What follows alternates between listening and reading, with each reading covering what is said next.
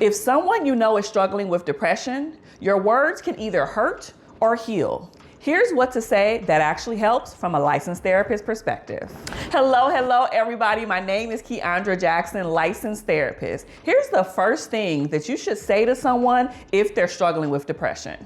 I've noticed that you seem to be having a hard time lately. This is something to consider saying because oftentimes people who struggle with depression, they feel invisible. They feel like their pain and what they're going through, that nobody can see it or nobody cares. When you gently acknowledge that you have observed them, that you have been paying attention, and that you see a shift and a change in their behavior and not necessarily in a good way, it shows that you care. And this opens the door for you to have a more in-depth conversation if they are ready or when they are ready. The next thing that you should say to someone with depression is, you don't have to go through this alone. Letting somebody simply know that you are there for them means the world. Because again, oftentimes someone struggling with depression can feel lonely, like they're by themselves, like nobody cares about them. But just saying you don't have to go through this alone is you extending a hand, extending a helping hand and saying,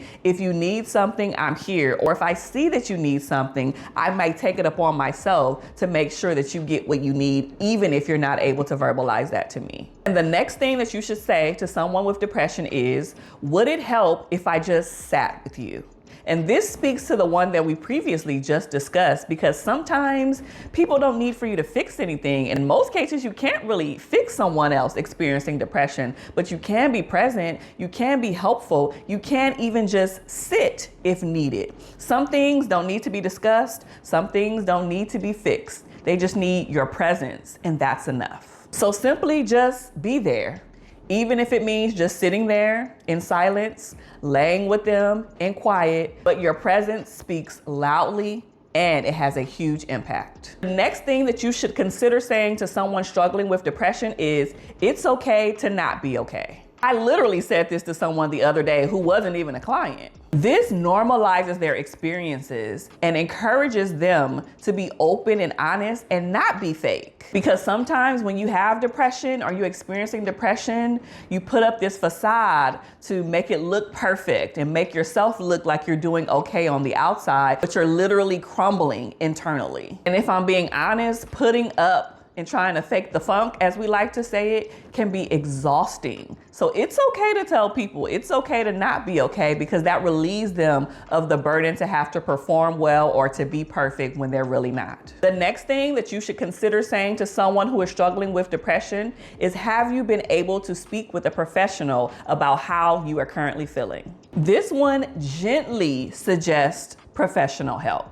And without feeling pushy, you're not making them or telling them, you're simply posing a question that they have the capacity to say yes or no to. And when you pose it as a question, this frames it as a concern, a caring concern, versus it being something that they mandatorily have to do. And I love this question because if they're ready to get help, this opens the door to you having a more in-depth conversation about what that looks like, helping them along the way, getting resources, finding a therapist, at least going to the doctor to have a physical or something. It opens the door for them to get the help that they need. Or if they're already getting professional help, this is a way for you to inquire more about what their treatment and their process is and what they have been going through, and maybe even help assist them in talking about what their experience has been like working with the professional. Not necessarily telling you all their business about their sessions or what the appointments entail, but just letting you know about what their experience is. The next one is, thank you for trusting me with this information. Real quick, this one acknowledges their vulnerability because they really didn't have to share anything with you at all. If the relationship, the partnership, the friendship,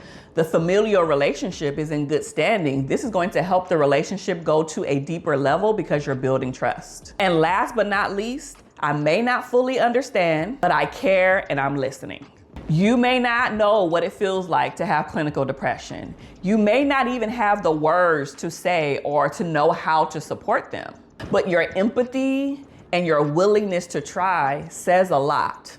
And even just your willingness to listen to them matters more than you know. So if you think depression looks obvious, in the next video, I am breaking down some signs of high functioning depression. You don't want to miss it.